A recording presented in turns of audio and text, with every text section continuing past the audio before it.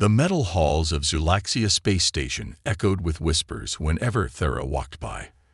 At 8 feet tall, she couldn't help but stand out among her people. The other Zulaxians, with their blue skin and silver hair, barely reached 5 feet in height. But it wasn't just her size that made them stare, it was what her height meant for her future. Today was supposed to be her matching day. Like every Zulaxian who turned 25 cycles old, Thera stood before the breeding council. The round chamber felt smaller than usual as she waited for their decision. 5 elderly Zulaxians sat high above her in their silver robes, looking down at their data screens. Citizen Thera, the head council member, spoke, his voice heavy with fake sympathy. Your height of 8 feet is far beyond our acceptable breeding range.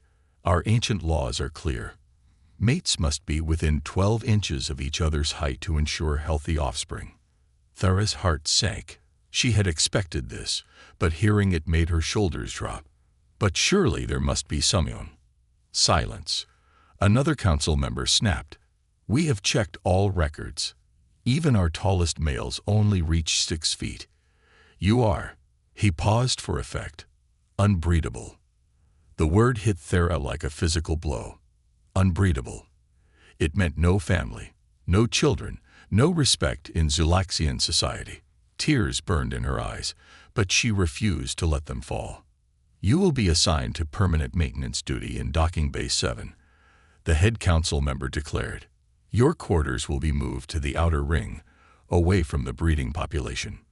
Thera wanted to scream, to argue, but she knew it would only make things worse. She bowed stiffly and left the chamber, her steps echoing in the silent hall. The next day, Thera reported to her new job. Docking Bay 7 was the busiest repair station in this sector of space. Ships from all across the galaxy came here for maintenance. At least the work would keep her mind busy. Weeks passed. Thera learned to ignore the stares and whispers. She became known as the best maintenance worker in the bay, though few would say it to her face. Her height actually helped with repairs. She could reach places others couldn't without ladders. One quiet afternoon, as Thera was checking the bay's fuel lines, a warning siren blared. A ship was making an emergency landing. She grabbed her repair kit and waited as the massive vessel descended. It was a human trading ship, the Star Jumper, its hull scarred from asteroid damage. The landing gear squealed as it touched down, and emergency foam sprayed automatically to prevent any fuel fires. Thera moved forward to assess the damage when the ship's main door opened with a hiss. She expected to see the usual sort of human, small beings who would stare up at her in shock. But the figure that stepped out made her freeze. A human male ducked through the doorway and kept rising until he stood at his full height, easily over 7 feet tall. He wore a captain's jacket that had been specially made for his massive frame. His dark skin gleamed under the bay lights, and a friendly smile lit up his face. "Hello there," he called out in the common trade language. "I'm Captain James Miller. Had a bit of trouble with an asteroid field." He walked toward her, and for the first time in her life, Thera didn't have to look down to meet someone's eyes. The repair bay fell silent. Other workers stopped what they were doing to stare. Here was something they'd never seen. Their giant outcast standing eye to eye with an equally tall human. "I'm Thera," she managed to say, trying to keep her voice professional despite her shock. "I'll be handling your repairs." James grinned wider. "Well, I'm glad to meet someone I don't have to bend down to talk to. Back on Earth, I used to play something called basketball. Being tall was actually a good thing there." Before Thera could respond, a group of council members rushed into the bay. They must have seen the emergency landing alert. Their eyes went wide as they saw James, and wider still as they watched him chatting easily with their unbreedable outcast. The head council member's face turned a deeper shade of blue with worry. This was unprecedented. Their laws said nothing about humans, especially not ones as tall as their outcast. As Thera began her inspection of the ship's damage, she felt something she hadn't felt since before her matching day. Hope. Perhaps being different didn't mean being alone forever, and judging by the concerned looks on the council members' faces, They were thinking the same thing. The universe, it seemed, had more possibilities than their ancient laws had ever considered. Captain James Miller's ship wasn't just damage. It was a mechanical puzzle that even Thera found challenging. As she floated in her magnetic work boots around the hull, she discovered strange modifications she'd never seen before. "Impressive setup you've got here," she called down to James, who watched from the docking bay floor. "Did you customize this yourself?" "Sure did." James pulled out a tablet and swiped through some diagrams. "Back on Earth, I was more than just a basketball player. Engineering was my real passion. Being tall helped me reach the tricky spots while building things." Thera's heart skipped a beat. Not only was he tall, but he was smart too. She noticed other Zulaxian workers pretending to be busy nearby, clearly eavesdropping on their conversation. "The asteroid damage isn't too bad," she explained, sliding down the hull with practiced ease. "But these modifications you've made, they're fascinating. Especially this gravity compensator." She pointed to a device that pulsed with a soft blue light. James's eyes lit up. "That's my own invention. Had to make it after retiring from basketball. Regular ship seats are torture for someone my size." A small crowd of maintenance workers had gathered, keeping their distance but watching intently. Among them stood Crix, a particularly nasty supervisor who had always made fun of Thera's height. "The unbreedable one seems quite comfortable with the alien giant," Crix sneered loud enough for everyone to hear. James's expression darkened. "Unbreedable?" he asked Thera quietly. Before she could answer, the station's lunch signal chimed. The crowd began to disperse, heading to the communal dining hall. Thera turned to her small workstation, where she usually ate alone. "Join me for lunch?" James asked, surprising her. "I'd love to hear more about this station's repair capabilities, and maybe you can tell me why that fellow used such an odd term." The dining hall fell silent when they walked in together. 2 8-foot-tall figures ducking through the standard-sized doorway was quite a sight. James, seeming to enjoy the attention, led them to a table designed for cargo containers that could actually support their size. "So," he said, unpacking what looked like Earth food from his bag, "want to try a human delicacy? It's called a submarine sandwich. Got it from my last stop at New Boston Colony." Thera stared at the massive sandwich. "Won't you need that for your journey?" James laughed. "I always pack extra. Being big means always being prepared for places that don't fit you." He split the sandwich in half. "Besides, I have a feeling you understand that better than most." As they ate, Thera found herself telling James everything. About the matching day, the council's rules, and her exile to the maintenance bay. To her surprise, he didn't show pity. Instead, he looked angry. "That's not just unfair, it's unscientific," he declared, pulling out his tablet again. "Look at this. Earth's history is full of people of different heights having families. There's no biological basis for their rules." Just then, a shadow fell across their table. They looked up to see 3 council members standing there, their faces stern. "Citizen Thera," the lead council member said, "fraternizing with aliens during work hours is against regulations." James stood up, reaching his full height. The council members had to crane their necks to look up at him. "Actually," he said with a diplomatic smile, "I requested a working lunch to discuss additional repairs. As a Federation trading captain, I have the right to consult with my assigned mechanic." The council members shuffled uncomfortably. They couldn't risk offending a Federation captain. "Very well," they muttered, retreating quickly. Thera stared at James in amazement. That was incredible. "Let's just say I've learned to use my height to my advantage," he winked. "Now about those hull modifications, I have some ideas I'd love to show you. That is if you're interested in more than just basic repairs." For the first time in years, Thera felt her professional pride surge. "Try me," she challenged, a smile spreading across her face. From a nearby table, Crix watched them with narrowed eyes, already composing a report to the council. This unusual pair would certainly cause trouble, and he intended to be there when it happened. But neither Thera nor James noticed him. They were too busy discussing engine designs, sharing stories about being different, and discovering that sometimes the best connections happen when you stand out from the crowd. As the lunch break ended, James gathered his things. "Same time tomorrow?" he asked casually. "I have some fascinating blueprints to show you." Thera nodded, trying to hide her excitement. Perhaps being an outcast wasn't so lonely after all. Word spread through Zulaxia Station like a solar flare. The giant outcast and the human captain weren't just working together. They were changing things. In just 1 week, Thera and James had turned Docking Bay 7 into something entirely new. James's ship now floated in the center of the bay, surrounded by floating holographic diagrams. Thera had helped him install a revolutionary repair system she'd invented years ago, but had never been allowed to use. Small repair drones, controlled by their hand movements, zipped around the ship like busy insects. "Watch this," Thera said, waving her long blue fingers. 3 drones spun in perfect formation, welding a complicated pattern on the hull. "With your gravity compensator technology and my repair system, we can fix ships in half the time." James whistled in appreciation. "You've been holding out on them, haven't mind. This is genius-level engineering." Unknown to them, a small crowd of young Zulaxians had gathered at the bay's observation window.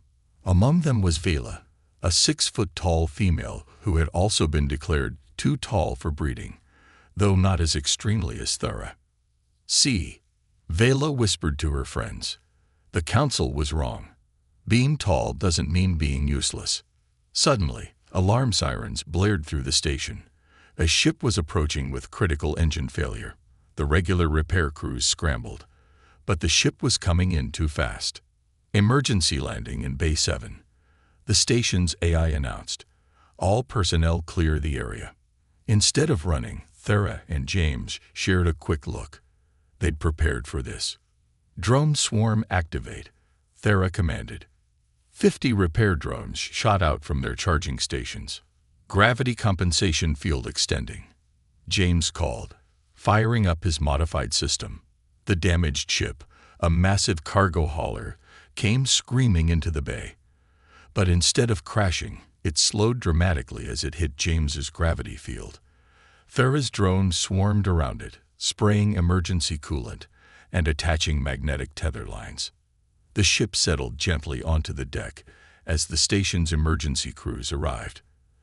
They stopped in shock, seeing the situation already under control. "Impossible," whispered Crix, who had rushed in hoping to see a disaster. Those modifications weren't approved by the council. But it was too late for complaints. The cargo ship's captain, a tentacled alien from the Andromeda sector, was already climbing out of his ship. "By the stars," the alien captain exclaimed, his tentacles waving in excitement. "I thought we were finished. How did you manage such a perfect emergency landing?" Before either Thera or James could answer, the station's council members burst into the bay. They had come to assess the damage, but found instead a growing crowd celebrating the incredible save. "This is unacceptable," the head council member shouted. "These unauthorized modifications just saved my ship and crew," the alien captain interrupted, "and saved your station from significant damage." His tentacles curled in amusement. "I'll be sure to mention this in my report to the Galactic Trading Federation." The council members turned a pale shade of blue. The Federation's approval meant everything to the station's business. Taking advantage of their silence, James stepped forward. "Actually, this would be a perfect time to discuss some proposals." He pulled out his tablet. "Thera and I have developed several safety improvements for the station, and there are some outdated regulations we should review." The young Zulaxians in the crowd murmured in approval. Vela stepped forward, standing tall despite her 6-foot frame. "We want to hear these proposals too," she announced. "Some of us are tired of being judged by our height." The council looked around the bay. They saw the perfectly landed cargo ship, the innovative repair drones, and most importantly, the growing crowd of their own people supporting change. "This is more than just about height," Thera said, her voice carrying across the bay. "It's about letting all Zulaxians contribute their talents, no matter how different they are." James grinned, setting his tablet to project a large hologram of their proposed changes. "Now about those safety improvements." But Crix wasn't done yet. He slipped away from the crowd, clutching a small data device. If technology and safety wouldn't stop these two, perhaps some old secrets from the station's archives would. After all, there had to be a reason their ancestors made these height laws in the first place. As the council reluctantly began reviewing James and Thera's proposals, neither of them noticed Crix's departure. They were too busy explaining their innovations, standing shoulder to shoulder, showing everyone that being different wasn't just okay. Sometimes it was exactly what was needed. The old traditions of Zulaxia Station were beginning to crack, like an asteroid hitting a ship's hull. But unlike a damaged ship, these changes couldn't be repaired with drones and gravity fields. A storm was coming, and it would test more than just their engineering skills. Deep in the forgotten archives of Zulaxia Station, Crix hunched over ancient data crystals, his face lit by their pale blue glow. He'd discovered something, a dark secret about the station's height laws. But as he reached for another crystal, a quiet voice made him freeze. "Finding anything interesting?" Crix spun around to find Vela, the 6-foot, almost outcast, watching him from the shadows. She'd followed him, suspicious of his disappearance during the emergency landing celebration. Meanwhile, in Docking Bay 7, Thera and James were about to make history. They'd converted the bay into a temporary scientific laboratory, with holographic displays showing DNA structures floating in the air. Dr. Sarah Chen, Earth's leading xenobiologist, appeared on the main screen, her gray hair tied back, as she studied the genetic data. "This is fascinating," Dr. Chen said, manipulating the 3D DNA model with her hands. "Thera, your genetic structure isn't defective at all. In fact, it's remarkably adaptive." The small group watching included several council members, tall Zulaxians, and even the tentacled cargo ship captain who decided to stay and watch the drama unfold. "But our ancient laws clearly state," one council member began. "Your ancient laws," James interrupted, "were based on old technology." He pulled up another hologram, showing the station's original construction plans. "Look at this." The early station had low ceilings and narrow corridors. They'd probably made the height rules for practical reasons, not biological ones. Suddenly, Vela burst into the bay, dragging a protesting Crix behind her. "Everyone needs to see this." She held up a glowing data crystal. Look what Crix was trying to hide. The crystal's contents projected onto the wall. It was a 1,000-year-old ship's log. The holographic image showed the station's first council meeting. Due to resource limitations and station structural constraints, the ancient council member spoke, "We must implement temporary height restrictions for the colony's first generation. This measure will be reviewed once station expansion is complete." The current council members turned pale. "Temporary," one whispered. "But that's not all," Vela announced. She played another crystal. This one showed records of secret marriages between Zulaxians of different heights, complete with medical records of their healthy children. "They've been lying to us," someone in the crowd shouted. Dr. Chen cleared her throat from the screen. "If I may," she said, pulling up more genetic data, "I've analyzed hundreds of Zulaxian genetic samples. Height variance actually strengthens your species.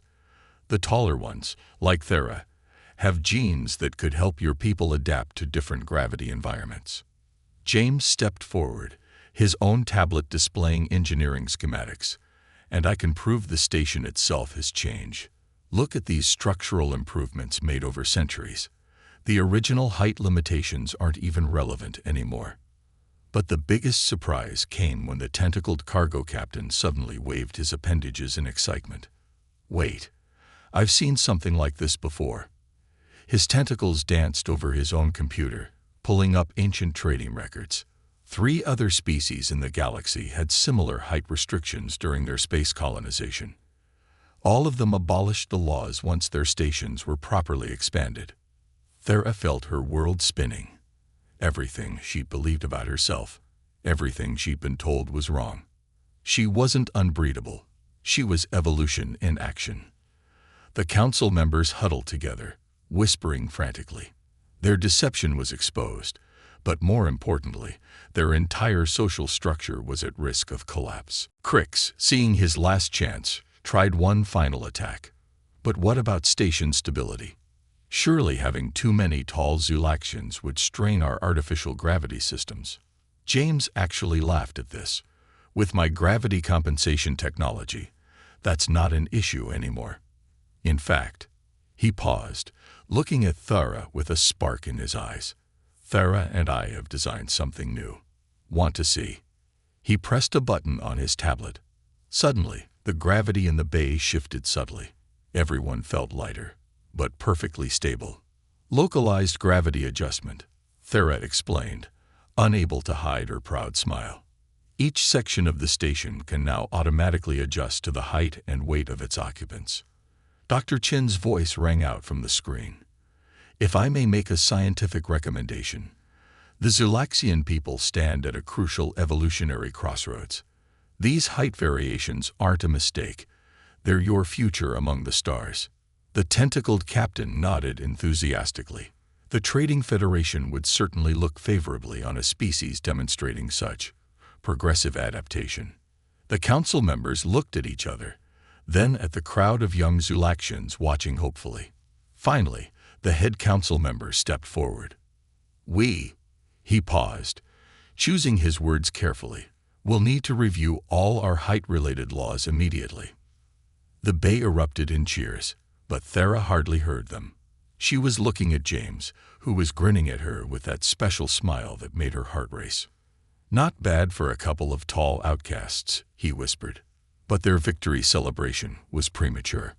Crix had slipped away again, and this time he was heading for the station's most secure area, the Environmental Control Center. If science and history couldn't protect the old ways, perhaps a little sabotage would force everyone to see reason. The station's artificial day cycle was ending, but the real darkness was yet to come. The Environmental Control Center's alarms blared at midnight. Red warning lights flashed through Zulaxia Station's corridors as the artificial gravity began to fluctuate wildly. In some sections, Zulaxians floated helplessly, while in others, they could barely move under double gravity. Emergency protocol engaged, the station's AI announced. All residents must return to their quarters immediately. But in Docking Bay 7, Thera and James were already moving. Their new gravity compensation system had protected the bay, making it the only stable area on the station. Someone's hacked the main environmental controls, Thera said, her fingers flying over the holographic display.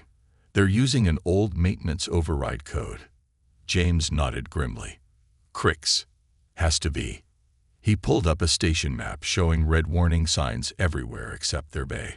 Look, the sabotage is specifically targeting areas with different gravity settings. He's trying to prove tall Zulaxians are dangerous to station stability. Suddenly, the bay doors burst open. Vila rushed in, helping a group of taller Zulaxians who were struggling under the increased gravity in the corridors. The council chambers are chaos, she reported, catching her breath. The head council member got trapped when the gravity tripled. They're blaming it on the recent changes to accommodate taller residents. The station groaned under the strain of fluctuating gravity fields. Warning sirens grew louder. Station structural integrity at 75% and falling, the AI warned. Thera's eyes widened as she studied the environmental readings. This is worse than we thought. If the gravity keeps shifting like this, the station's power core could overload. We need to reach the control center, James said, grabbing his toolkit. But with the gravity distortions, I have an idea. Thera interrupted. She rushed to a storage unit and pulled out what looked like backpacks. Remember those repair drones we modified? Their anti-gravity units can be adapted into personal gravity stabilizers. James grinned. Thera, you're a genius. As they strapped on the modified drone packs, more refugees from the gravity chaos poured into the bay. Among them was the tentacled cargo captain, his appendages wrapped around two young Zulaxians he'd helped escape. The Federation must hear about this, he gurgled angrily, his translator barely keeping up. Using environmental systems as a weapon against your own people. The station shuddered again. A support beam groaned ominously above them. Station structural integrity at 60%.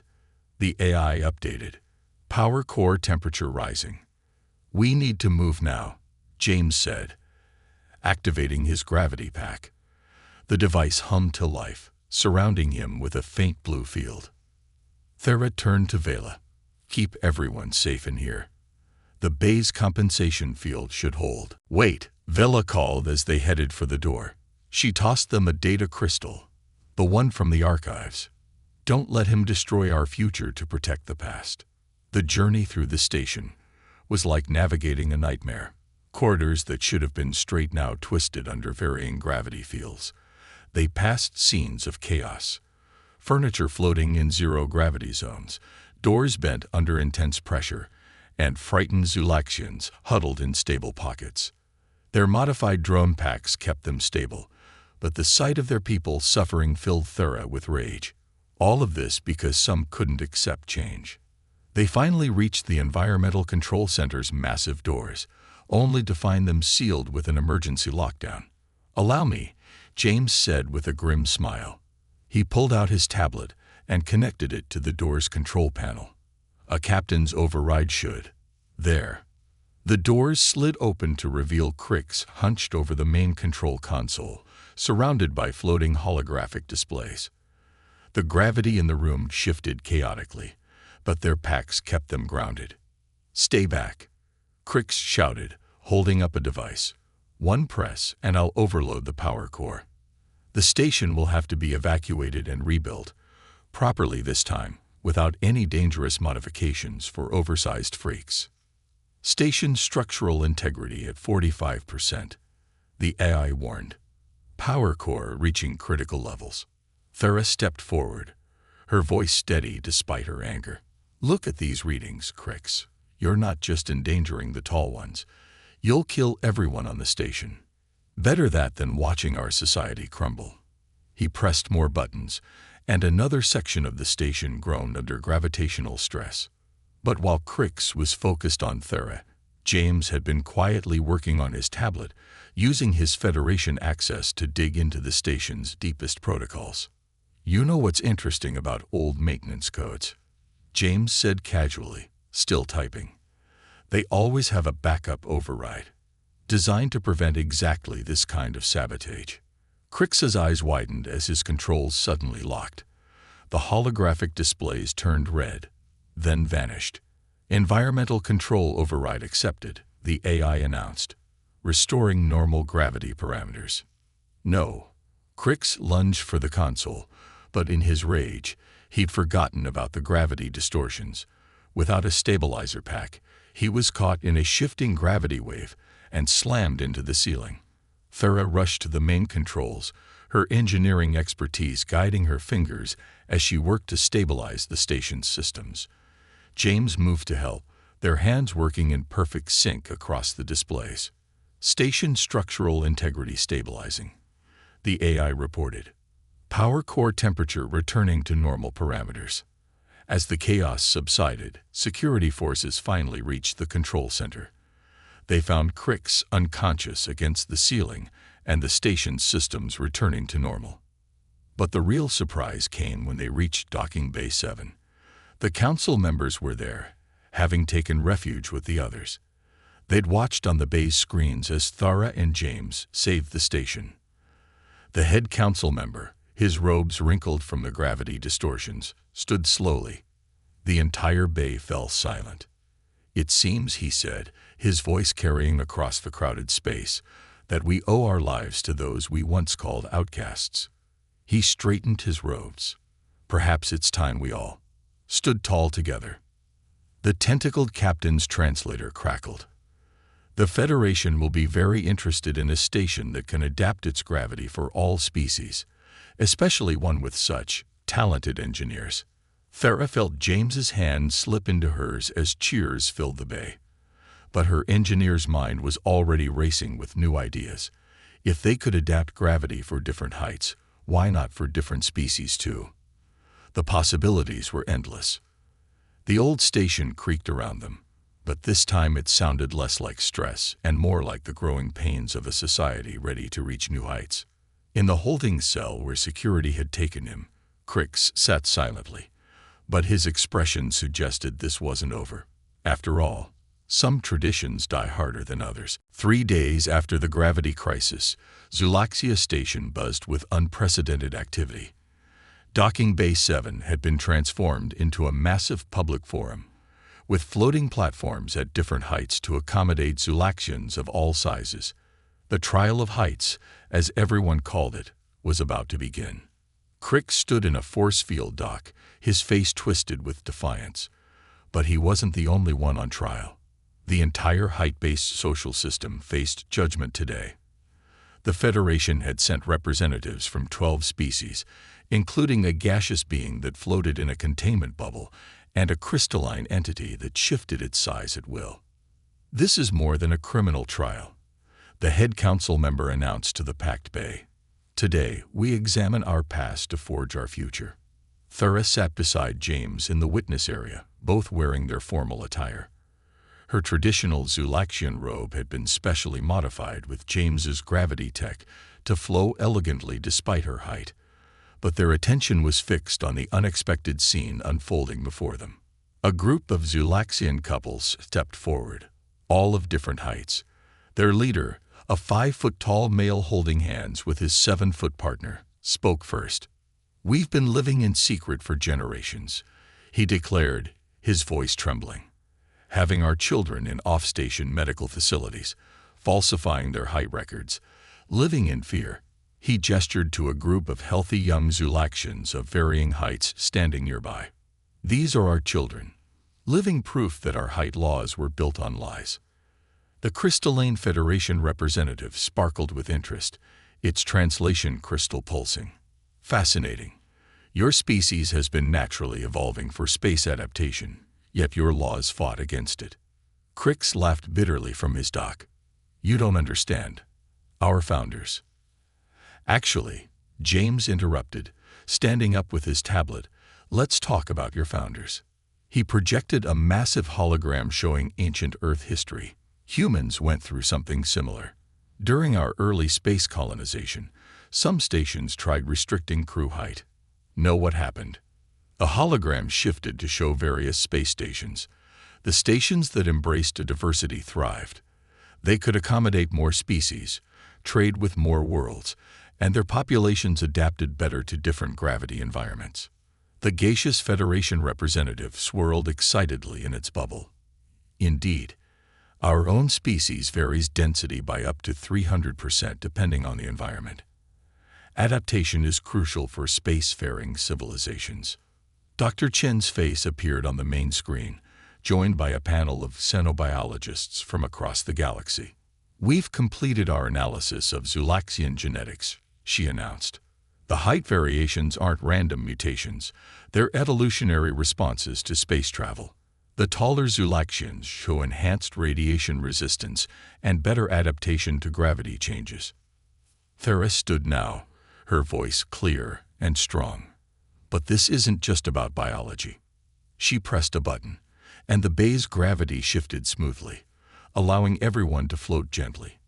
"With our new adaptive environmental systems, we can accommodate any height, any species. We can turn our differences into strengths."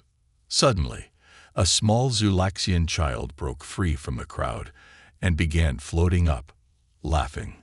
Her parents, one tall and one short, reached for her in panic. But the child manipulated the varying gravity field like she was swimming, completely natural in the changing environment. "You see," the crystalline representative chimed, shifting its own size larger. "The young adapt fastest. They show us the way forward." The tentacled cargo captain, who had delayed his departure to witness the trial, waved his appendages enthusiastically.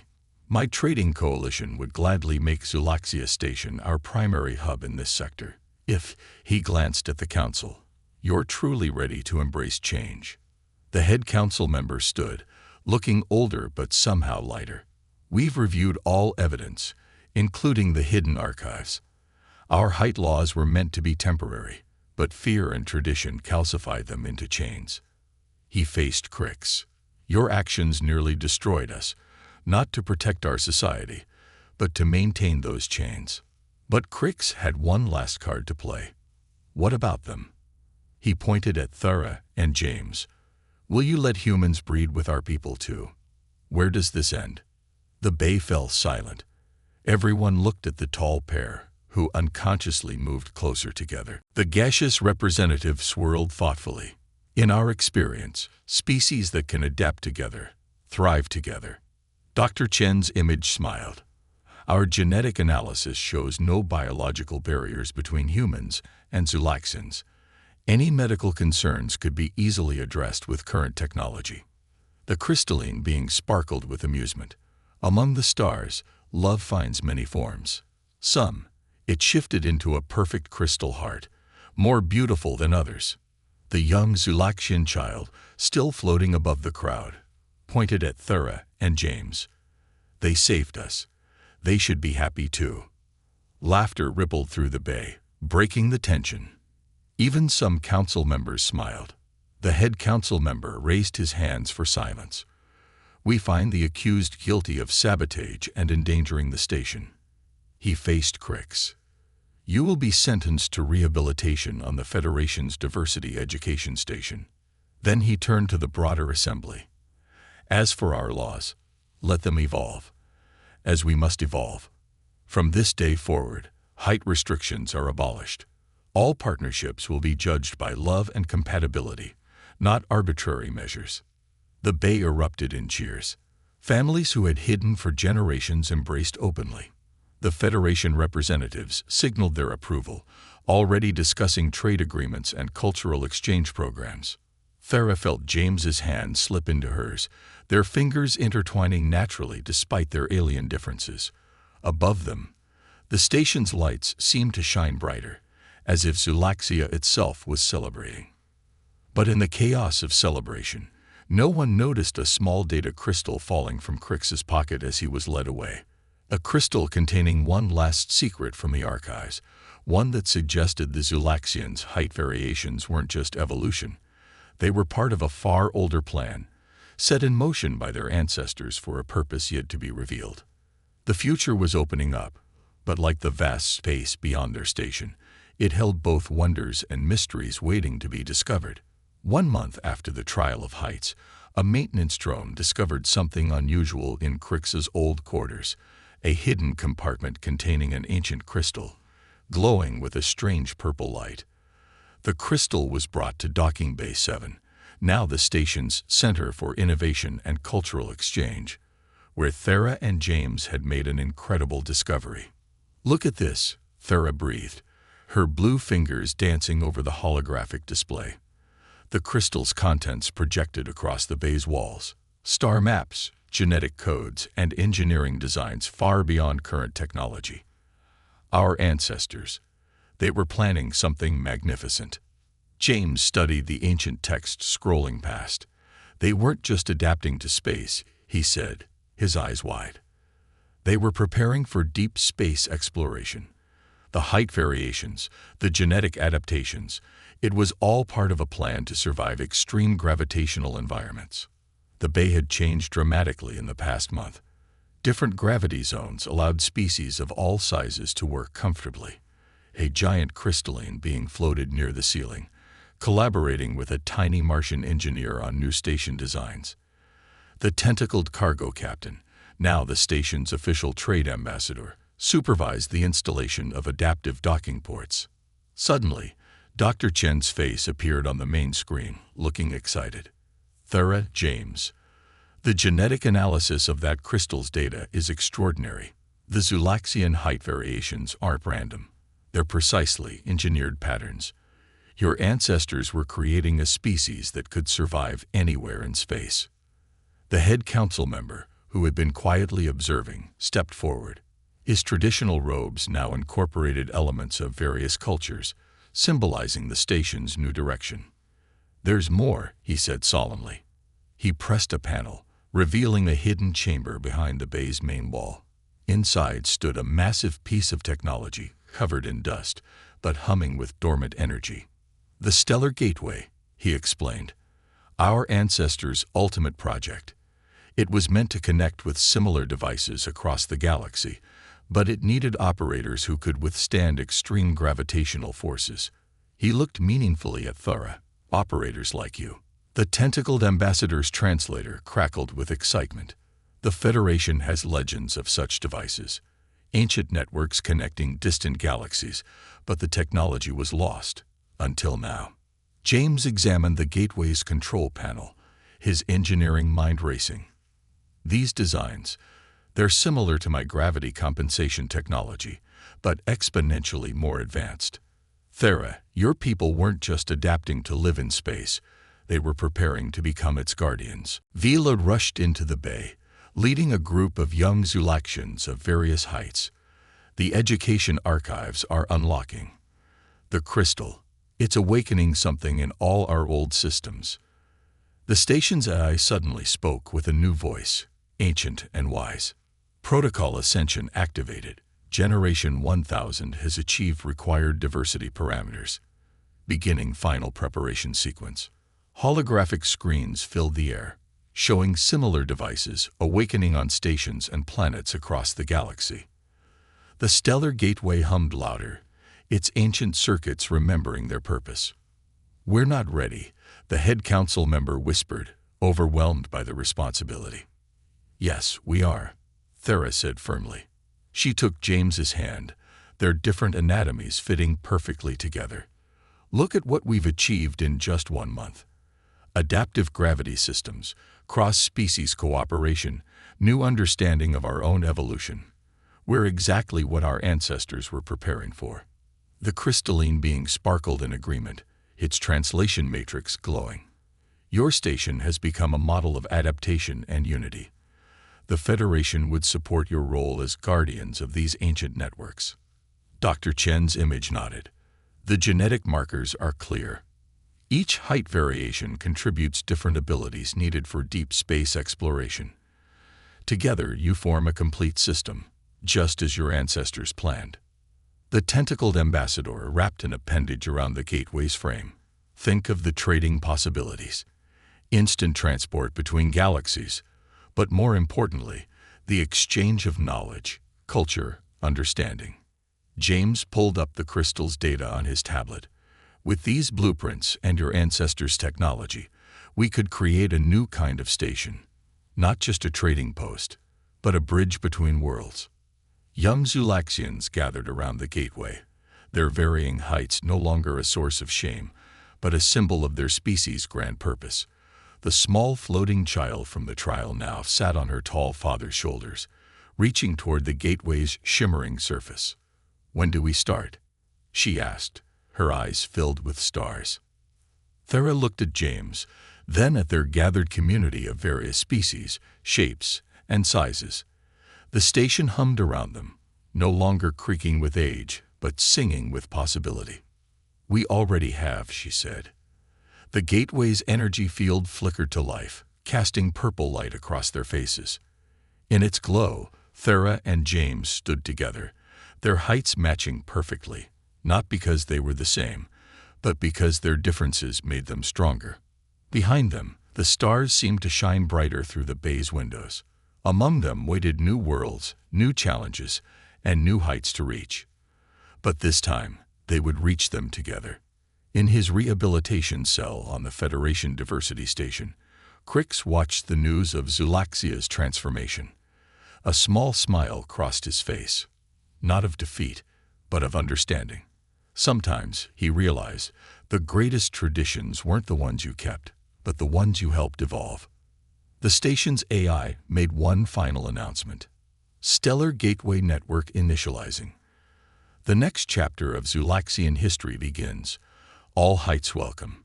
High above, the stars twinkled with ancient light, carrying secrets waited millennia to be discovered by those tall enough to reach them, wise enough to share them, and diverse enough to understand them. The end, or perhaps the beginning.